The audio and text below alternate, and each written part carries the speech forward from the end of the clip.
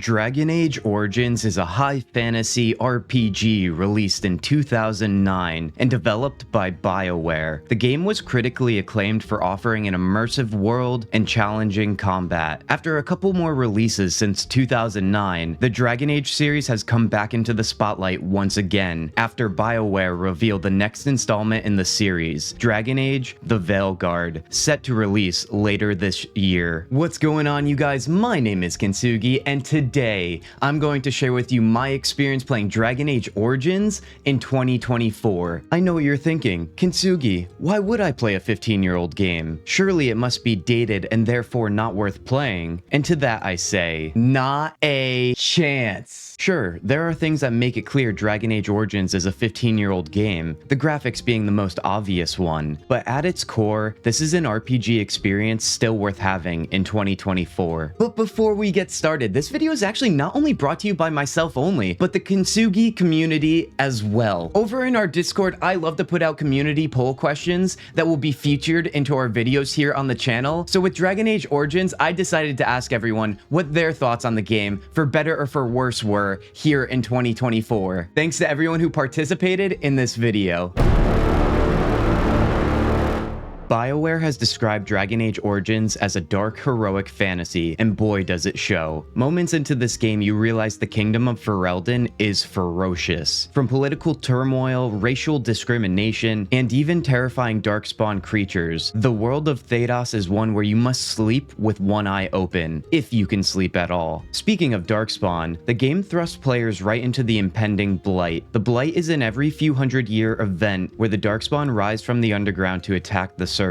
Luckily for the world above, an order of highly skilled warriors called the Grey Wardens answer the call to fend these attacks off. As the main character, you join forces with the present warden, Duncan, to help defend against it, but something goes terribly wrong in battle, and now you are left to lead on against the Blight and an unexpected foe. When I launched this game recently, right from the title screen, I was reminded of what kind of tone this game sets. Although the graphics don't exactly hold up, the game proves years later that graphics are not the defining trait of a game, while the design of a captivating world is truly what matters. Oh, and gameplay, of course, but more on that later. Wherever you go, the environment feels dark and haunted. When meeting new characters, you question their character or whether or not they are possessed. Sometimes I feel like it's just the unintentional creepiness of the character models being a 15-year-old game. Good problems? This game oozes with mystery and grime. When your characters chat after a battle, they are covered in blood. When you encounter others, you must narratively navigate the potential disgust they might feel because of many reasons, including your race, gender, or even your relation to the mages or Templars. It feels like a world that's out to get you, which I feel you don't see as much later on in the series.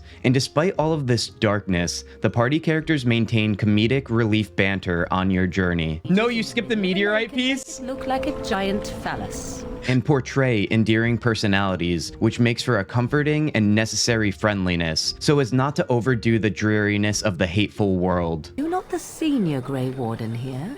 I find it curious that you allow another to lead while you follow. You find that curious? It's always Morgan and In Alistair fact, you too. defer to a new recruit. Is this the policy of the Grey Wardens, or simply a personal one? What do you want to hear? That I prefer to follow? I do.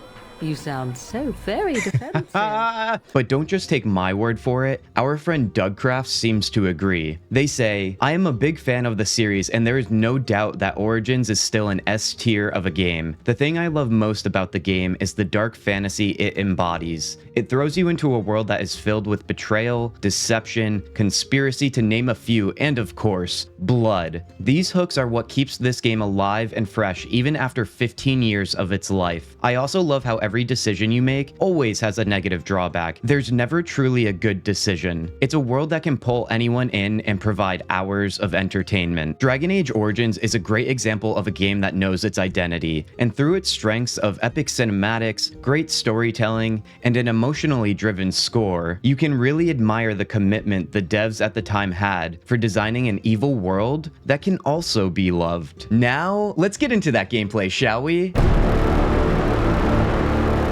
When it comes to gameplay, I'm going to split this part into two sections: dialogue and combat. First and foremost, Dragon Age Origins was influenced by the first Baldur's Gate and Neverwinter Nights. Because of this, the depth of both combat and dialogue in this game are quite impressive. I actually look to Dragon Age Origins as a great gateway for those who find themselves interested in getting into CRPGs. Fun fact: Dragon Age Origins was originally destined to be a PC exclusive release, but was later released on consoles to take a CRPG-like game and introduce it to a wider audience. Starting with dialogue, Dragon Age Origins gives agency to players to help decide the experience and outcomes of their playthroughs. Most narrative choices made by players hold actual weight. For better or for worse, the decisions made in conversation dictate the path ahead. And the best part here is the fact that there is no shortage of choices. As our friend Guardian puts it, there is a lot to like about it, and what sets it apart is that choices really matter. Many games now that followed the same style afterwards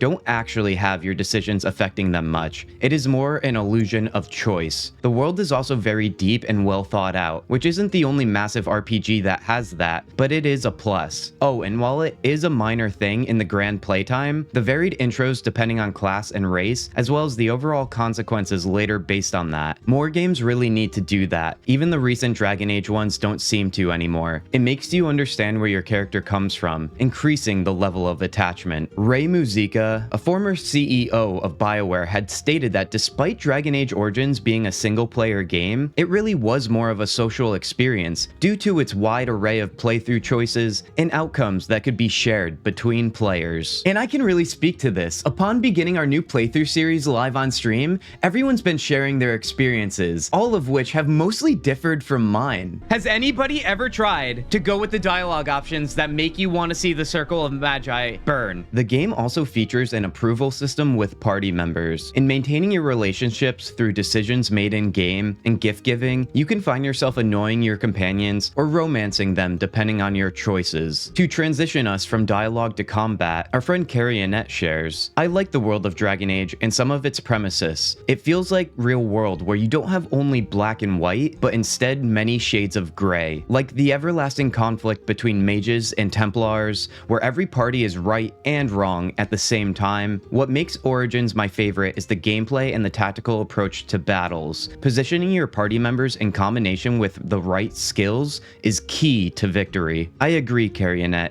The tactics used in battle are indeed necessary to survive. Combat in this game is described as real-time tactical combat. What this means is, you can play it more similar to an action RPG with click targeting, or you can make use of pausing in combat to plan your party's actions and/or use the tactical camera view features, which, in my opinion, becomes necessary to keep up with the surprising difficulty this game presents, especially in the beginning. Oh god, oh god, oh god, hold on. This is like a freaking cartoon right now. What? Like, why is this happening? Hold on, hold on. Alistair should have taunt on. He is threatened. What's the problem here? All right, use taunt, please. Everybody use taunt, all right? Don't leave me to fight an ogre in ropes here. I'm basically naked. Oh, now he's just punching that guy in the head. Hold on, hold on. Everybody's dying. Poltergeist. I keep calling it poutine. This is not poutine, man. It's not gravy on fries. It is, in fact, a health potion. I'm officially frazzled. This guy's getting punched in the head while being choked out. Oh, he's dead. He's dead. All right, Alistair, I'm gonna need that threaten from you again. Just pay attention to the party members' HP here. I read that halfway through the battle. Your journey ends. Well, wouldn't you know it? What a surprise. In my experience, most players can have a well-rounded experience playing on normal difficulty. Those who have strong skills with party composition and tactical planning for party members may find excitement with harder difficulties. It's pretty clear this game requires a heavy use of the pause feature to navigate harder encounters. And speaking of tactics, players can adjust each party member's behaviors to coalesce their tendencies with other party members. Using this becomes a great way to have your party manage themselves when you are unable to get to them. This feature alone is the most detailed out of all of the games in the series and adds a level of customization that makes your party really feel like a product of your doing. Skills and spells in Dragon Age Origins are well designed, and the expanding skill bar allows for the ability to place all of them on your UI. Unfortunately, there is no respecking skills in Dragon Age Origins, which makes your choices early on in game shouldn't feel tough because of the learning curve the game presents when formulating a competent party. Although the tactically led combat direction may be jarring for some, it is streamlined enough to allow what I believe players unfamiliar with this style to have a new experience. Although sometimes difficult, it is also incredibly rewarding to master. Would you look at that, you guys?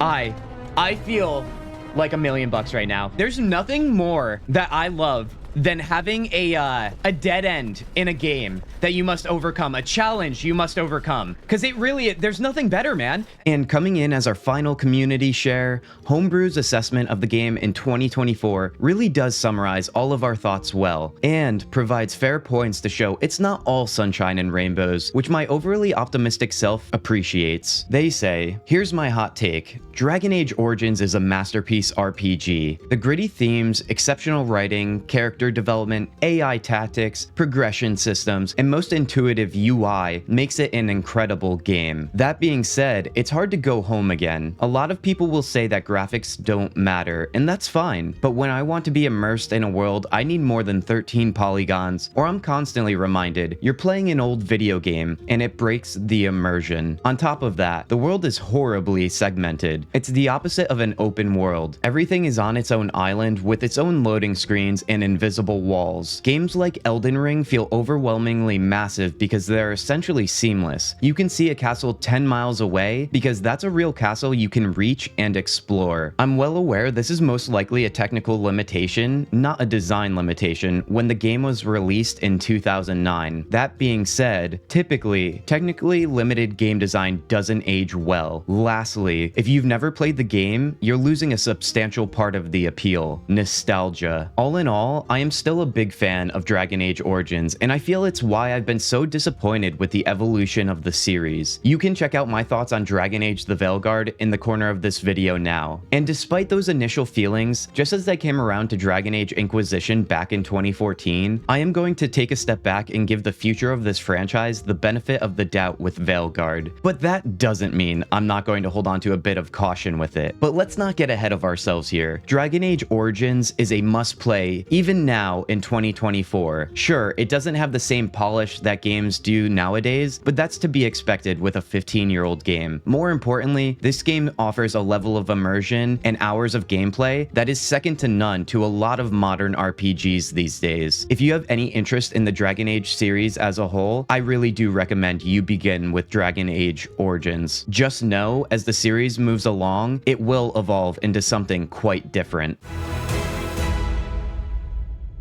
But what do you think? Do you think Dragon Age Origins is going to be set to have a remake or remaster? Is Dragon Age Origins a favorite of yours? Or are you completely moved on and you are waiting for Dragon Age The Veilguard and you're super high on it? Whatever your feelings are, leave those thoughts in the comments down below and we'll talk about it. And as always, you guys, remember to like and subscribe. Be sure to join our Discord if you want to be a part of our future videos as well. And until next time, you fine people on the internet, I'll see you soon. Peace.